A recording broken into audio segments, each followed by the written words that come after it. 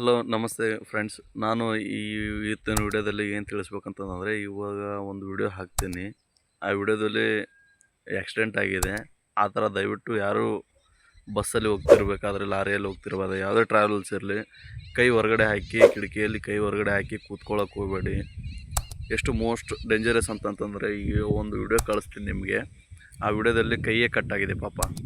ಈ ಥರ ಮಕ್ಕಳು ಆಡೋಕ್ಕಂತಾನೆ ಕೈ ಹಾಕ್ತಿರ್ತಾರೆ. ಮಕ್ಕಳಿಗೆ ಹುಷಾರಾಗಿ ನೋಡ್ಕೊಳ್ಳಿ. ದೊಡ್ಡವರಾಗಲಿ ಚಿಕ್ಕವರಾಗಲಿ ಬಸ್ಸಲ್ಲಿ ಪ್ರಯಾಣ ಮಾಡಬೇಕಾದ್ರೆ ಕರೆಕ್ಟಾಗಿ ಜೋಪಾನವಾಗಿ ಹೋಗಬೇಕಾಗತ್ತೆ. ಈ ವಿಡಿಯೋ ಹಾಕ್ತೀನಿ ನೋಡಿ.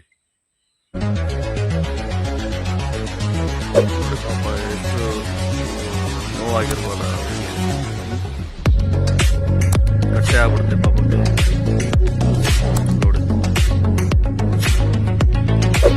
ಅದಕ್ಕೆ ಫ್ರೆಂಡ್ಸ್, ಮಕ್ಕಳಿಗೆ ಭಾಳ ಎಂಜಾಯ್ಮೆಂಟ್ ಅನಿಸುತ್ತೆ. ಬಟ್ ಗೊತ್ತಿರಲ್ಲ ಅವ್ರಿಗೆ ಏನಾನ ಆ ಉದ್ದೇಶಕ್ಕೆ ಮಕ್ಕಳಿಗೆ ಜೋಪಾನವಾಗಿ ಕರ್ಕೊಂಡೋಗಿ ಮತ್ತು ಜೋಪಾನವಾಗಿ ಕರ್ಕೊಂಡು ಬನ್ನಿ.